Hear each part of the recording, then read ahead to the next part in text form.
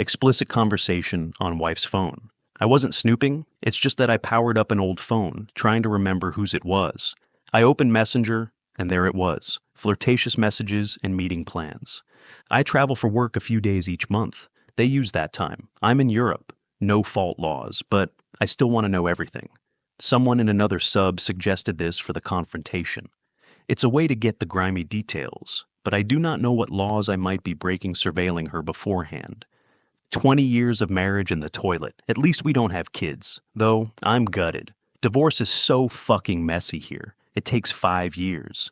I've ordered a voice-activated recorder to place in her car. I'll try to access her current phone, see text messages, and maybe get a phone number. A solicitor appointment for Friday was arranged. Post-edit, correction. It takes 3 years to divorce here. The rules changed in 2019. You can't apply until 2 years of separation, which takes time. Update 1. So much has happened this week.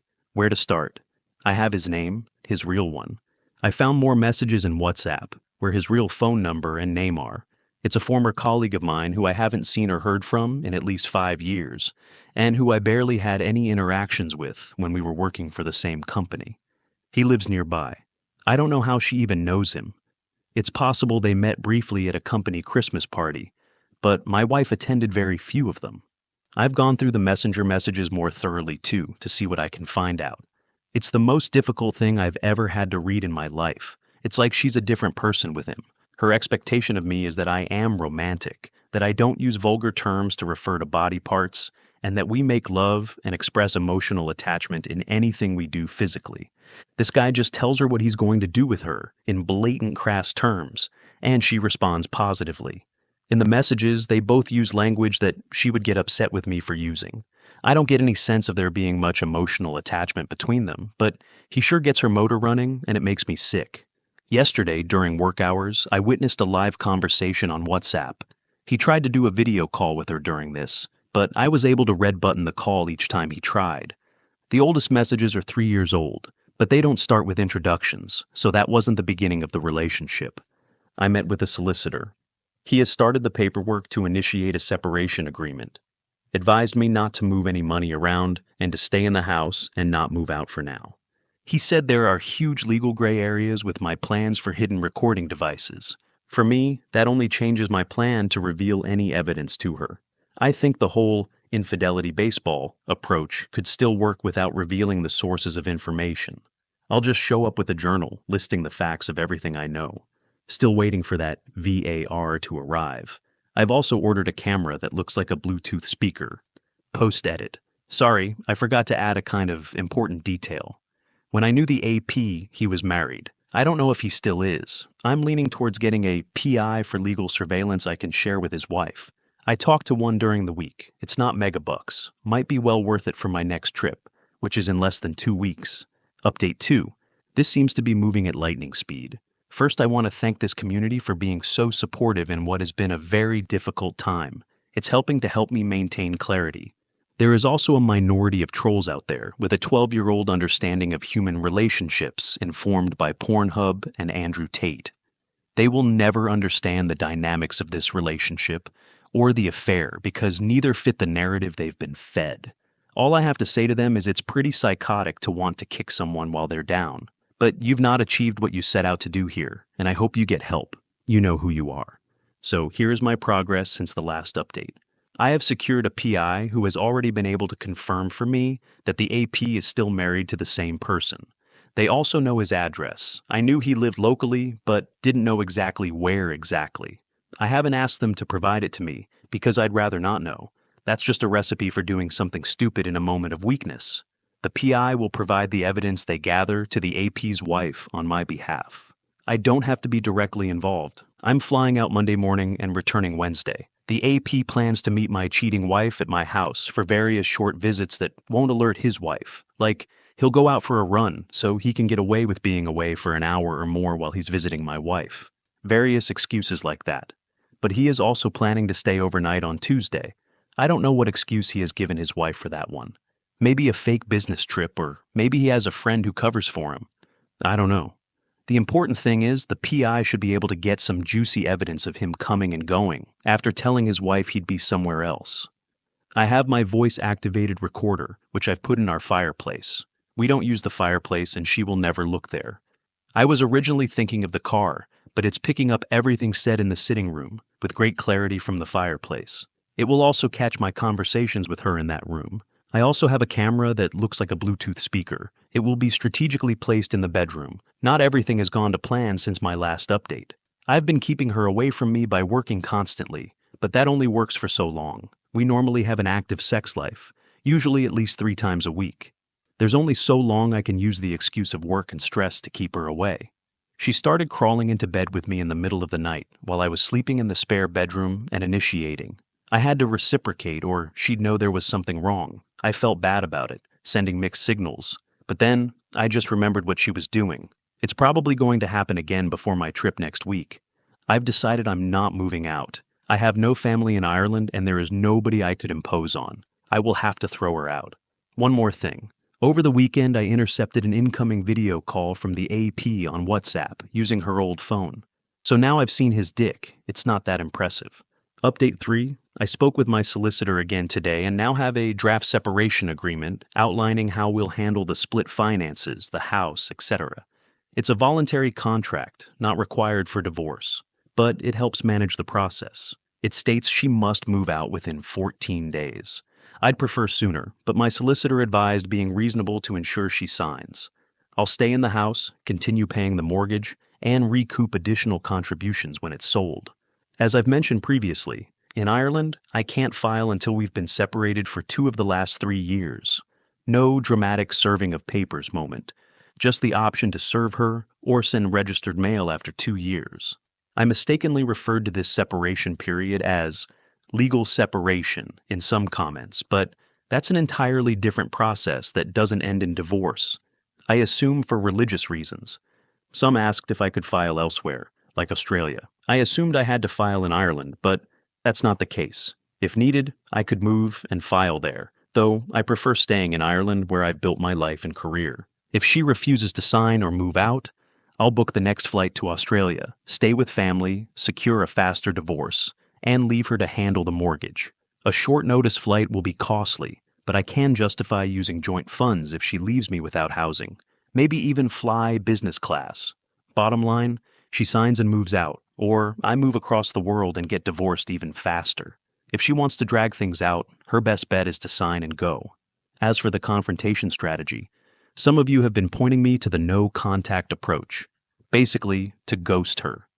I love it. It leaves the cheating spouse ruminating about what you know about them. It is a kind of psychological torture she imposes on herself. But that only works if you can just pack up and leave. I need her to leave, and there has to be a confrontation for me to convince her to go.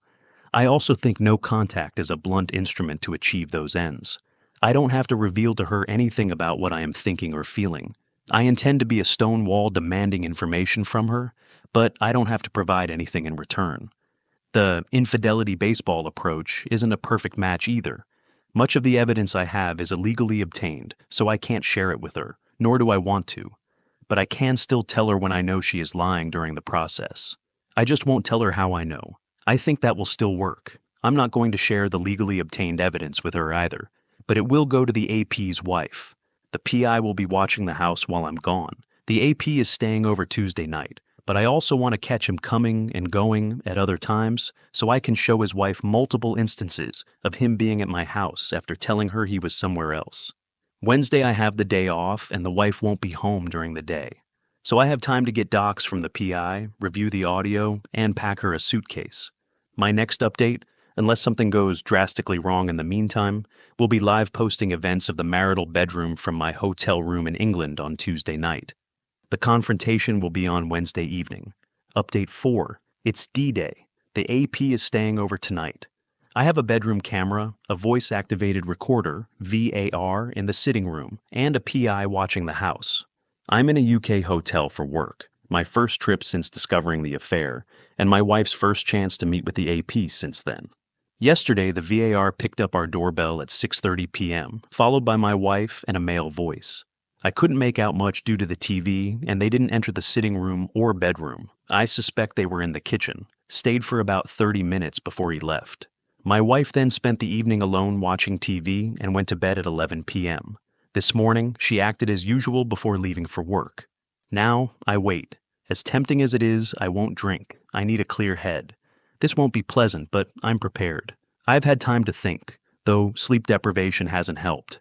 Do I want to see what I'm about to see? Many say no, but I believe facing the full extent of the betrayal will help with closure and prevent years of speculation and rumination. I believe people often take cheaters back because they don't grasp the full reality. It's easier to forgive the abstract concept of cheating than a series of concrete, repeated betrayal events. If my wife asks for forgiveness, I'll have a crystal clear picture of what she's asking me to forgive. It will appear in graphic detail in my mind.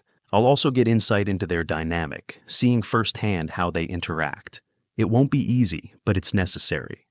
Tomorrow's confrontation will be a mix of ghosting and infidelity baseball. I can't vanish completely since I need her to be the one who leaves, but I'll remain emotionally detached, refusing to share my thoughts or feelings. I'm hoping that has the same effect. I'll interrogate her with a mix of known and unknown questions. Each confirmed lie is a strike. 3 strikes, and I'm gone for good. Part of the reason for tonight is to gather more details, so I have more answers I can use to catch her lying. If she refuses to leave or sign the separation agreement, I am prepared to leave the country for good. I'm ending this no matter what, but she doesn't know that. Tonight, I expect to learn if they use protection. If she does things with him she has always denied me, and much more I can't even anticipate. Updates to come. 6:05 p.m. She is home. The VAR picked her up arriving, the sound of the front door closing. 6:30 p.m. I haven't seen or heard anything since she got home. It wouldn't be unusual for her not to be in the sitting room or bedroom at this time. She's probably in the kitchen. I have her old phone with me. I'll try connecting it to the hotel Wi-Fi and see if there are more messages since I last checked it on Sunday. 6:45 p.m. Yeah, there are messages.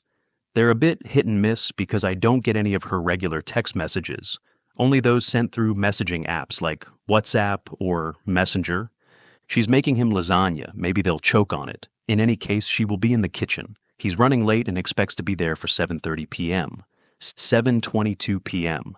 Our star has arrived. I hope he smiled for the camera.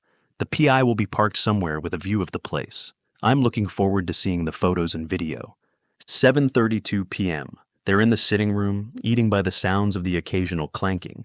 The TV is off. I can hear their conversation. Boring stuff so far. Talk about their days at work and the different people they work with. From here on, I'll only report anything interesting, but this is weird. It's like they're a married couple having boring everyday conversations. They haven't seen each other for a month, but it's so routine and regular, like they do this every night. 7:41 p.m.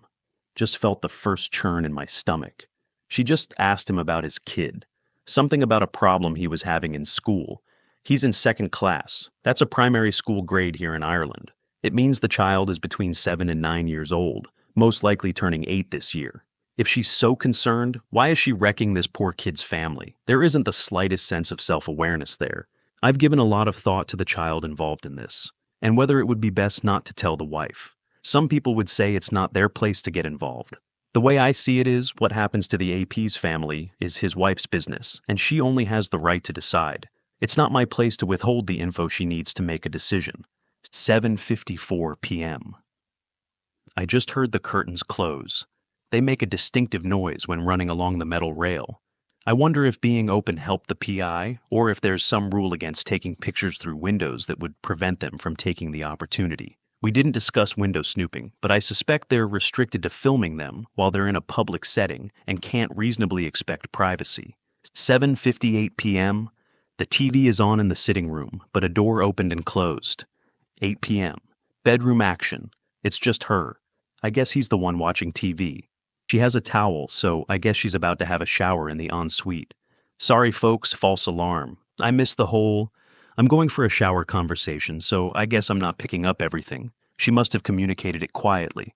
8:24, drying, straightening, brushing her hair. I just checked the audio again. The TV sound went off at 8:14 p.m. He's talking on the phone to his wife, while my wife is upstairs, preparing to be defiled by him, telling her how much he loves her, how he misses her, and how he wishes he didn't have to travel. He ended it telling her he was stepping out for dinner and that he'd call her tomorrow. 8:35 p.m. Here comes the sexy lingerie. Stockings, lacy underwear, little black dress to go with it. I haven't seen that one before. It must be new. If I knew my wife, she would make him shower too. 8:44 p.m. She left the bedroom. She spent 45 minutes getting ready for him while he watched my TV and lied to his wife. Now, I have them on the VAR. He just told her she looks so fucking hot, and I'm pretty sure he slapped her arse. She replied, "Sure, now it's your turn to get sorted for me." 8:49 p.m. I just saw his gross arse. He's in the shower. 8:55 p.m. My wife just pulled out the bottom drawer of a chest of drawers. I mean, she completely removed it and then pulled out a box that was hidden underneath. The box is on the bed now, but I can make out the contents. Yeah, you guessed right. It's full of sex toys. She has fucking sex toys hidden in the house for this jerk. We've never used them. She always told me she doesn't like toys. I'm going to call her. I want to see what lies she will spin, talking to her husband while she is sitting next to a box full of sex toys on our bed with her lover in the shower. 9:02 p.m., just off the phone with her, lying through her fucking teeth. Told me she was turning in early because she didn't sleep well last night, because I wasn't there with her. Trying to deflect by making me feel bad for having to travel. Out of everything I've seen so far, that hit me the hardest. I'm not detecting the slightest bit of guilt or remorse from either of them. Expert liars. 9:04 p.m. He's out of the shower and they're not wasting any time. He's completely naked, she is still dressed. They're standing beside the bed and kissing. He has his hands all over her. I feel pretty nauseous. 9:10 p.m. She has asked him to put the drawer back in for her because it's too heavy for her. Way to kill the mood, huh? She spread some towels out across the bed while he was putting the drawer back. She's lying down on the bed now, on top of the towels. I guess she doesn't want to have to clean up the mess. I hope she changes the sheets before I get back. It will be interesting to see how well she hides the evidence.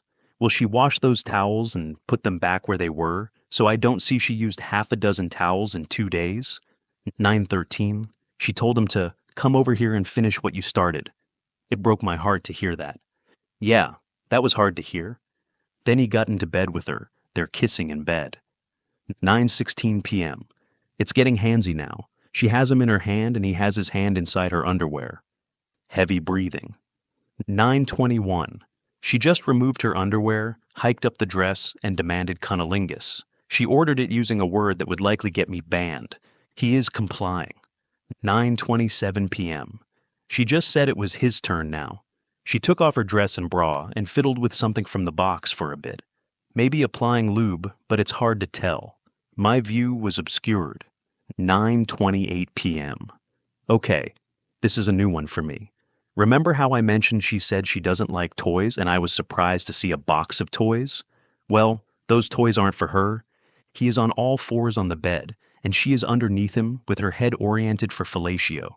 Not 69, she's oriented the opposite way. She is doing that while simultaneously penetrating him. I don't know how to describe what I'm feeling right now. Disgust, anger, jealousy. This is next level betrayal. She's willing to degrade herself with him. My other thoughts are more practical. Is she going to wash that thing in our dishwasher? Are the towels there so she doesn't have to change the sheets? How many times have I slept in a bed covered in traces of this man's arse contents? 9:35 p.m. After a couple of minutes of that, she declared he was hard enough to fuck her now, and that he'd better fuck her hard this time. There is no sign of any protection being used so far. I guess I have HPV, or worse. They repositioned. She's on her back with her ankles over his shoulders. There's no condom. They started slowly. Light morning. Then he started grunting loudly and pounding her. He finished inside her. FFS. He said something inaudible to her. She replied by saying, "Ah, sure, that's on me for getting you all riled up." He said he'll make it up to her later. I'm gonna take a moment. 10:30 p.m. Since my last update, they were lying in bed holding each other for a few minutes. He got up for another shower, probably to wash the lube out of his arse. She seemed frustrated and finished herself off with one of the toys while he was showering. She doesn't like toys, but I guess they're still the next best thing if your man can't perform. She looked like she was just getting warmed up when he finished. Now they're lying in bed together, not talking. They had turned the lights out when he got out of the shower, so I see them in infrared now. I don't think I can stomach round 2 tonight. So I'm going to leave you with some of my thoughts. If there's a round 2, I'll watch it back when I review the footage after I land back in Dublin tomorrow. A few of my questions have been answered here. They risk my health by not using protection. They risk pregnancy. She's on the pill, but that's not 100% effective. They risk getting caught by leaving a box of evidence in the room. I'll know tomorrow if she cleans up afterward. I'm thrown a bit by how routine it all is. I was expecting more affair-like behavior, like being genuinely excited to see each other after a month apart and not being able to keep their hands off each other. In some ways that might have softened the blow, because I could attribute much of it to affair fog. The experience of being with someone different, the forbidden nature of the affair, and the risk make it exciting and difficult to resist. But what I've witnessed was a routine, mundane relationship. Like they were a married couple going through the daily motions. It's like she's living a double life with a second, albeit part-time, husband. I don't know if she's his only bit on the side. I could be infected with anything. It's so damn selfish and disrespectful. I'm devastated by what I just saw, but I'm glad I saw it. I'm going to harness this anger and pain and use it to create a nice stone wall for tomorrow's confrontation. Now, I get to control the narrative. Okay, shutting down for the night. I have a big day ahead of me tomorrow. Update 5. All right, let's just start where I left off. Tuesday night, sorry if it got a bit graphic. The whole time, I was holding my stomach, but simultaneously thinking, I want her and him to see this account one day. I want them to know what I saw, not some abstract concept of an affair. So much is lost in abstraction. No, I saw you, and I know the specific details of what you did. I might have stopped typing, but I didn't sleep that night. I just sat there in disbelief, watching them lying next to each other in my bed. They went at it again in the early hours of the morning. No toys this time. I've been grieving a dead person, the person I thought I married, a person who might have never existed. That's how I feel. She's gone. I have to put that grief aside to deal with the funeral. What did I learn that night? I know from the AP's phone call that he's not in an open marriage and that they don't use protection. I learned that they act like a married couple together. This is routine for them. I learned that my wife keeps a box full of sex toys in the house, where she keeps them and what they are for. Throughout all of the audio, my name wasn't mentioned once. I wonder if they had an agreement not to mention their spouses in each other's presence. It was like I didn't exist. Anyway, I slept for maybe an hour on the flight home. I went straight to the PI's office. They had pictures and videos of him arriving and leaving on Monday night, arriving on Tuesday night, and leaving on Wednesday morning. They had a spreadsheet detailing an account of everything they saw. They could see them through the window for the period that the curtain was open. They said they were kissing on the sofa after eating. That makes sense. They went quiet, and I didn't hear her say she was going to have a shower. She was probably sitting close to him and not speaking loud enough for the VAR to catch it. I got home to an empty house around lunchtime. There were 7 towels in the clothes bin. She didn't even try to hide them. The bed sheets were not washed. They were still on the bed. Vile. The first thing I did was get our suitcases out of the shed. I packed one for me and one for her. I put them in the sitting room. I took the box of sex toys and put them in a nearby room. I spent the day preparing my list of questions and practicing my breathing, the thing that was going to allow me to remain angry but controlled. I charged the VAR and the camera. I put the VAR back where it was in the fireplace and the cam in an inconspicuous corner of the room. She got home a little after 6:30 p.m., saw the suitcases, and asked me if I was going somewhere. I said, "That depends on you. Sit down. We have to talk." I told her I knew about the affair with AP. She tried to deny it. I told her not to bullshit me. I know a lot more than she thinks. A lot more. She tried to gaslight me and told me I was acting crazy and had trust issues. I left the room and came back with the box. I threw it on the ground, and the sex toys went everywhere. She claimed they were hers and that she was too embarrassed to admit to me that she needed them. I told her she needed to change tactics because her bullshitting was going to get her nowhere, and her gaslighting wasn't going to work this time. She started to cry. That's when I realized I felt nothing. The way I felt about her was the same way I felt about a sci-fi character who is under the influence of an alien parasite. It looks like the person I know, but it's not the same person. 3 weeks ago, her tears would have stirred up all sorts of emotions in me, making me want to do anything for her to feel better. But not now. I asked if she wanted a divorce. She insisted she didn't. She said AP was just a side project, and that it was me she wanted to be with, that she loved me. She asked what she had to do to make it up to me. Now it was time for infidelity baseball.